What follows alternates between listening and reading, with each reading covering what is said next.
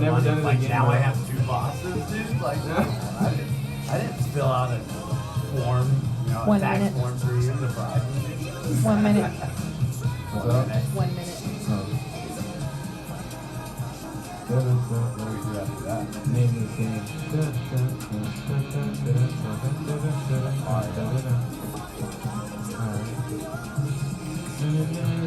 That's nice. Name TV this show. game. Mortal Kombat. Alright, your turn.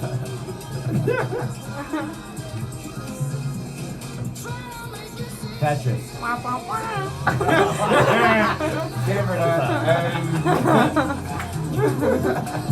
Oh yeah, that's funny. Yeah, that's what I said. I thought that was just a bit about that, bro. Like, 20 seconds. I don't know, that's a funny one though. I like that.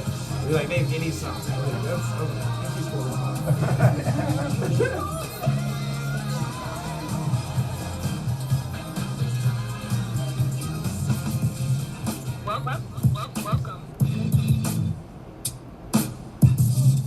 We're looking to balance self and society. You are locked into the award-winning Mental Speak radio show on the Fishbowl Radio Network. Hey, Mental Speak family, it's your host, Latanya Davison, coming at you from Fishbowl Radio Network in Arlington, Texas. Welcome to the show. Welcome to Friday. Welcome to the Comedian Roundtable. Thank you so much for tuning in. Shout out to the folks that showed up in the analytics this week. Russian Federation tuning in. Holla. What? Thank you so much, North Texas, to all of you across the U.S. listening. FBRN.US on the Red Stream. Glad to have your ear today.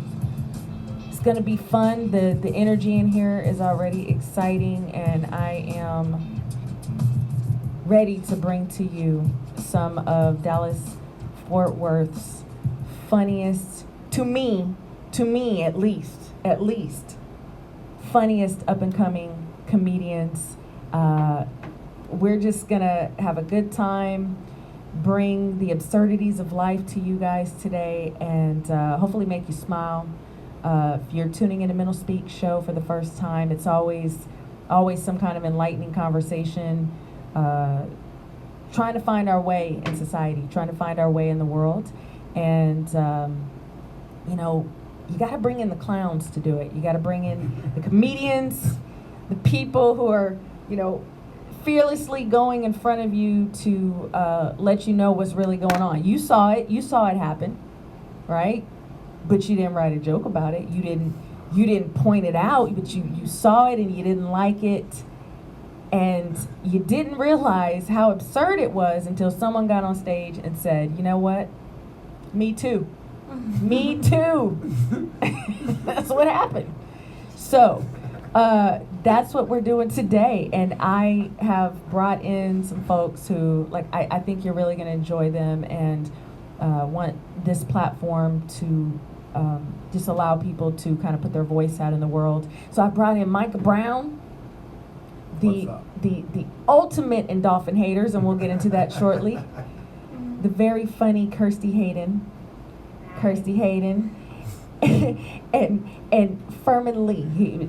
This guy, he is the meme king of Facebook. Just Furman. He says, "You guys, thank you for coming. Thank you so much. You guys have traveled near and far, some further. Thanks for coming in. We're gonna chop it up. So I gathered this meeting here today for us to just talk about comedy and whatnots, and go from there. I need to speak up on the dolphin hating. Let's start with Micah Brown. Micah Brown, tell people about yourself, where you're from, who's your daddy, what you do, what you know. So I grew up in Fort Worth. My dad was an engineer for Lockheed Martin, and I was homeschooled by my mom, Deanna Brown, shout out. Holla. And then I was homeschooled, wanted to get out of the house, joined the Army. Then I got out of the Army, and I'm here now. Here now talking to the Middle Speak listeners, Fishbowl I've Radio always Network. hated Yeah. dolphins. Can I ask a question? Because listen, I went to SeaWorld one time, right? And there was there's a dolphin tank, okay? Mhm. The dolphin was looking at me. It Yeah. was watching me. Listen, the dolphin, eyes like yours, brown, very keen eye, it was looking at me, and then like I moved my hand up and down, and the dolphin was following my hand. Yeah, they're very Please. smart, right? Okay, why are they that's dumb? the rumor. If Okay. they're so smart, why are they eating all this plastic, dude? Not smart. If they're so smart, how come they live in the water every day? I'm not gonna do the whole bit, but I've got more to say about it for sure. But the dolphins, okay, the plastic, you know, I see plastic on the ground all the time. hey, It's in the air I breathe, and I don't eat it. do you know that the buns of McDonald's hamburgers, please don't, Don't sue eat me. there. Please don't sue me. Don't eat They there. have yoga mat material in them. Have you seen a yoga mat? I knew they were healthy. Tasty. This is factual. Namaste burgers, This baby. is this is factual stuff, so I cannot be sued because it is a fact. I'm just saying, and people still eat at McDonald's. Are we dumb? Are we dumb, Micah? Some people are dumb. Yes. That's Okay. a fact. Okay. You That's heard of true. high school, dude? Yeah. Grow up.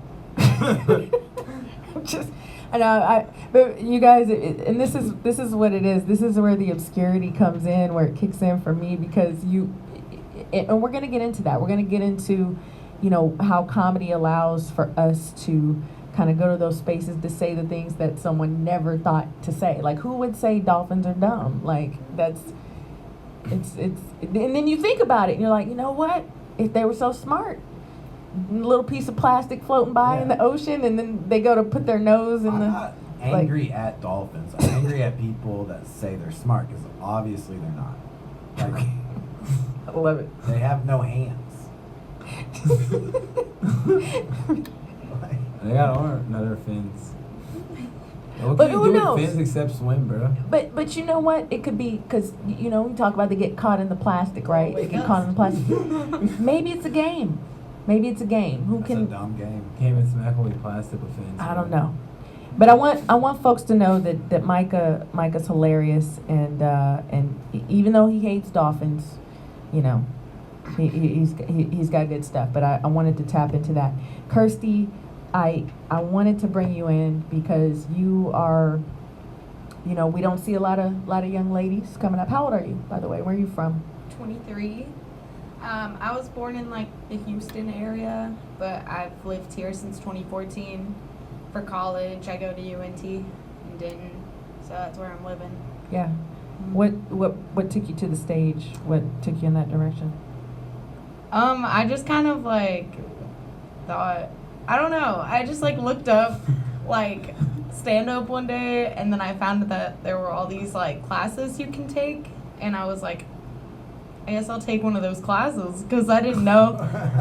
I really didn't know. I kind of actually really did think that you had to like take a course or something. Like, I didn't think that you could just show up to a mic like uninvited. Need invitations to try out. So I started with a class at DCH, and that was kind of like, I learned things I didn't know Yeah. through that class, and that was kind of how I started, because I really didn't know anything about it, and That's crazy. I don't know. But are you finding that you have a natural talent for it, because it seems to come really natural for you? Yeah, for sure. Like, definitely. And there are a lot of things that I learned in that class that I knew, or like they were common sense to me. Like what? Tell us something. Tell us common sense. Comic sense. Like the cool thing about the class was that it was a way to practice like material and like learn about stand up when you like don't know. Like, I don't know, it was a way to like practice things that I thought were funny in front of like a smaller group before just doing it like at a mic. But like, I don't know, like there are a lot of things that I've learned though, like like I saw a post on like the Facebook thing recently, and it was someone was like things you should never say to like a crowd when you're on stage, and like Right. I read through it, and I was like, I kind of like, I didn't really know all that, but like I don't ever do that because like for me it just didn't feel natural. How And, y'all like, after- doing? Like, yeah, asking them how they're doing, it's Yeah. like, what do you think all those people are gonna, like, answer that? Right. Like, what are you Yeah. gonna do with that? Like, and I always thought it was a waste of time to get up there and, like, say all that, because you only have so much time on stage. So, like, that's just an example of, like, something, like, I kind of knew already. Yeah. Because, like, I never did that, and then I learned that you're not really supposed to do that, I guess. Or you Mhm. can do it, but you probably shouldn't, I guess. Like, Yeah. it makes you kind of annoying.